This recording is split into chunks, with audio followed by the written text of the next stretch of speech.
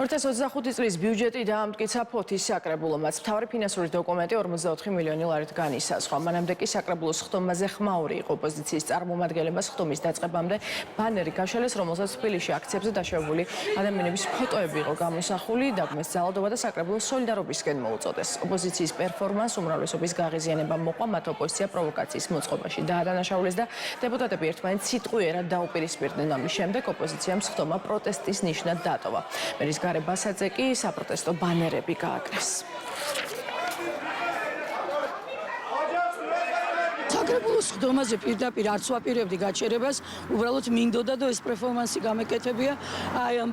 იქნებ გულთან ახლოს მისულიყო ამ ახალგაზრდების ესეთი დასისხლიანებული სახეები, მაგრამ პირიქით ხო ხედავთ აგრესიულად გადმოვიდნენ, ტიტუშკები არიან, ესენი საკრებულოს წევრები არ არიან. გაიმართა საკრებულოს გეგმიური ხდომა, დღის წესრიგი გათვალისწინებული, ყველა საკითხი დადებითად გადაწყდა, დავამტკიცეთ ქალაქის 2025 წლის ბიუჯეტი და მიმედოვნებ, რომ ეს ბიუჯეტი აბსოლუტურად მოემსახურება ჩვენი მოქალაქეების, ჩვენი თანაქალაქელების ინტერესებსა და მოთხოვნებს, საჭიროებებს.